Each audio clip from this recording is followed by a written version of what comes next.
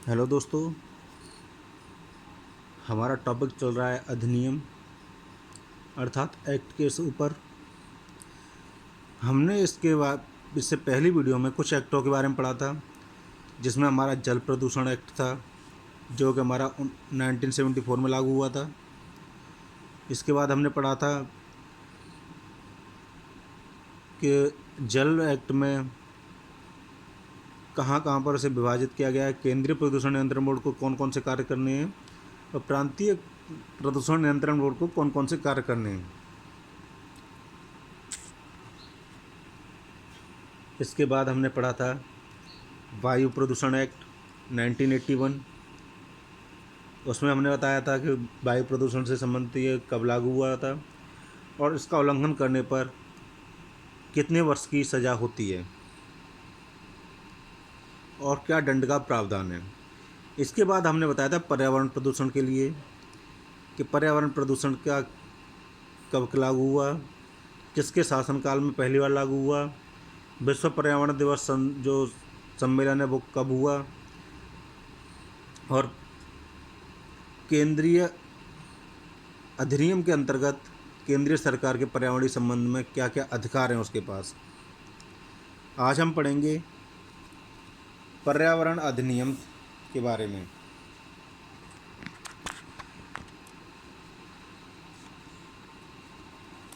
तो जो पर्यावरण संरक्षण अधिनियम है,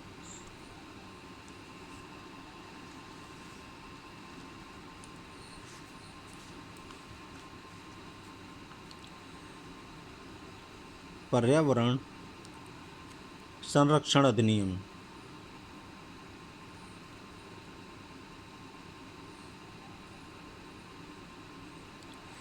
ये हमारा जो लागू हुआ था वो था 1986 में, या हम इसे कह सकते हैं पर्यावरण संरक्षण अधिनियम 1986 के अंतर्गत रूपांतरित नियम है। 1986 के अंतर्गत रूपांतरित नियम है।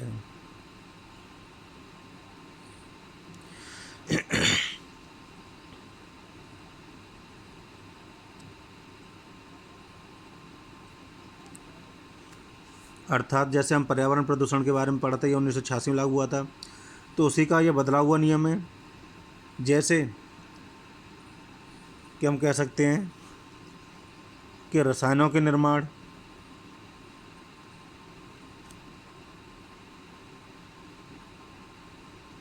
भंडारण एवं आयात अधिनियम, ठीक है, तो इसे हम लिख सकते हैं भयावह रसायनों के निर्माण, भंडारण व आयात अधिनियम या संशोधन अधिनियम 2000। जो हमारा ये है, ये हमारा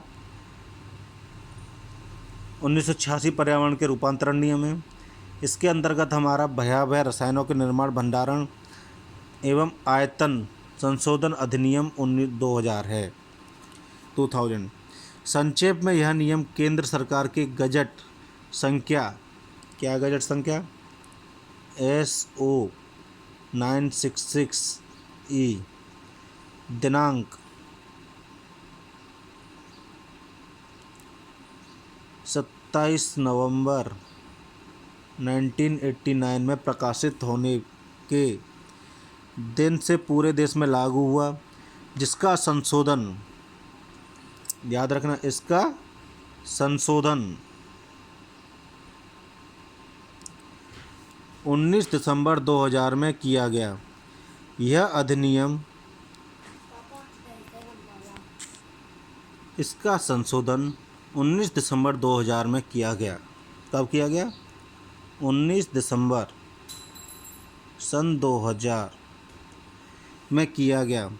यह नियम भयावह रसायनों के प्रयोग करने वाले एवं उत्पादन करने वालों पर लागू होता है। भयावह रसायनों का प्रयोग करने वालों को संभावित दुर्घटनाओं की पहचान कर लेनी चाहिए तथा उन्हें पर्याप्त सुरक्षा के उपाय भी अपनाने चाहिए।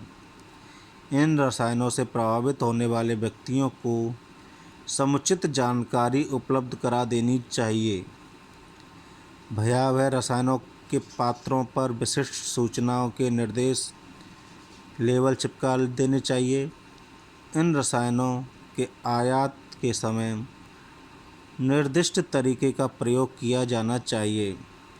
इस अधिनियम के अंतर्गत खतरनाक रसायनों के आयात के समस्त अभिलेखों को तैयार करके या तैयार करने संबंधी बातें वर्णित रहनी चाहिए। अर्थात हम कह सकते हैं कि रसायनों से होने वाली हानि, लाभ, रसायन में कितने % क्या है और उसका प्रयोग कैसे करना चाहिए और उसमें कौन कौन सा रसायन मिला हुआ है, यह उसके लेबल प्रिंट पर लिखा हुआ रहना चाहिए। जो संशोधन में बात की गई थी वो यह की गई थी। अगला हमारा आता है भयावह अपशिष्ट संशोधन नियम 2003। अगला क्या नियम आया? भयावह अपशिष्ट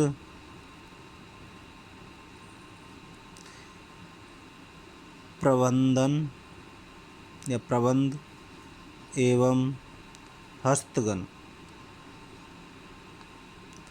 संशोधन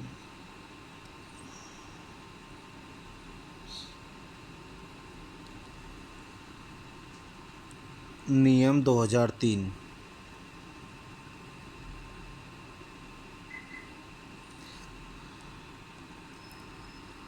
यह कौन से गैजेट संख्या के अंतर्गत आया था, कौन से अनुच्छेद के अंतर्गत आया था? सर्वप्रथम यह नियम EPA 1986 के अनुच्छेद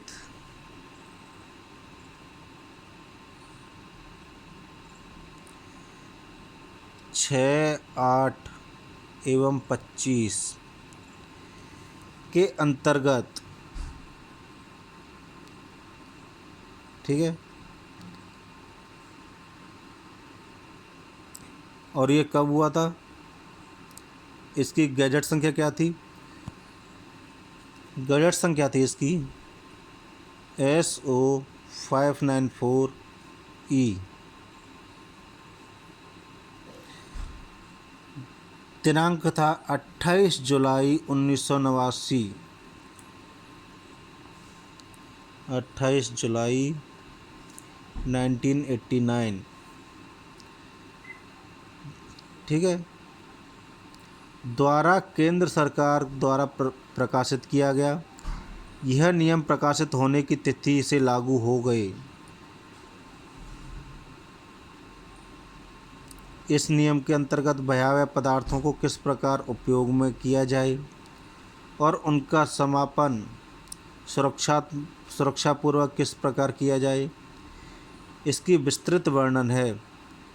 जो व्यक्ति संस्थान भयावह या खतरनाक अपशिष्ट उत्पन्न कर रहे हैं, उनके कर्तव्य व इसकी जिम्मेदारी इस नियम में वर्णित है। इस नियम में खतरनाक पदार्थों की विस्तृत सूची एवं उनका वर्गीकरण दिया गया है। इस सूची फर्स्ट में उल्लेखित सीमा से अधिक मात्रा में अपशिष्ट पदार्थों पर भी यह नियम लागू होता है। सूची 3A में आयात निर्यात के लिए अपशिष्ट पदार्थों पर भी वह नियम लागू है। ध्यान रहे, यह नियम जल अधिनियम एवं वायु अधिनियम के अंतर्गत आने वाले जल अपशिष्ट व उत्सर्जित गैसों पर भी लागू होता है।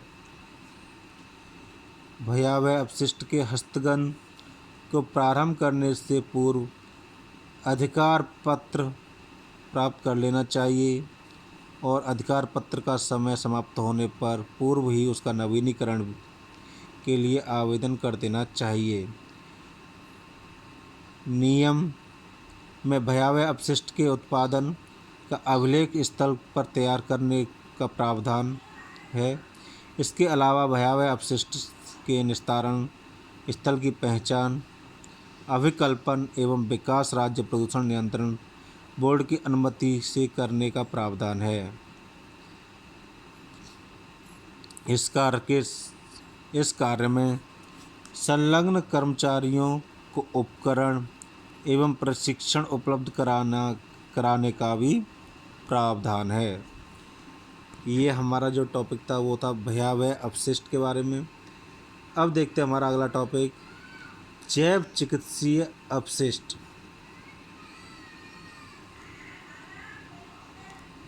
जैव चिकित्सीय अपशिष्ट प्रबंधन एवं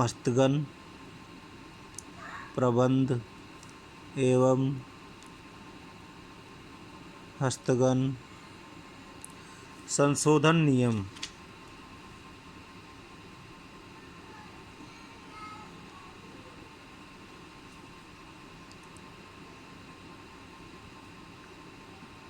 2003।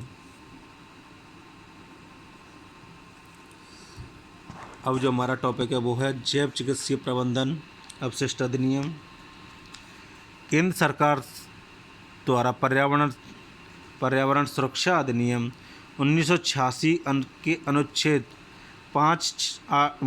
6, 8 एवं 25 के अंतर्गत द बायोमेडिकल वेस्टेज रूल्स 1989 को गजट संख्या SO 630E दिनांक जुलाई 20 सन थी हमारी 1989 द्वारा गजट में प्रकाशित किया गया। इसका पुनः संशोधन गजट संख्या SO 545 दिनांक 20 जून 2000 एवं गजट संख्या 1069 या 1069E दिनांक 17 सितंबर 2003 को किया गया। इस नियम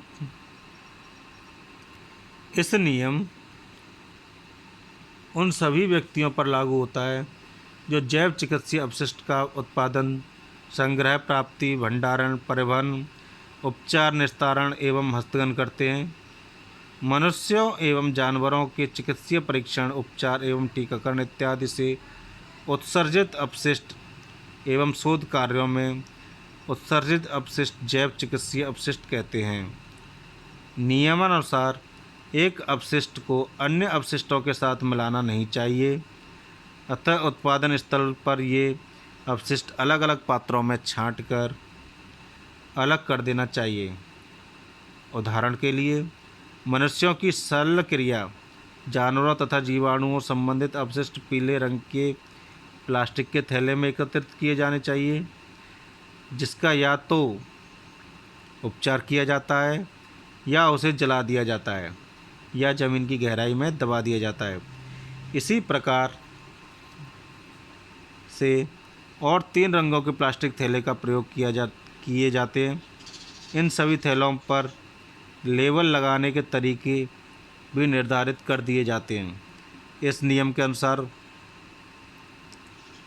उपचारित जैव चिकित्सीय अपशिष्ट के परिवहन एवं निस्तारण की जिम्मेदारी का दायित्व नगर पालिका का होता है।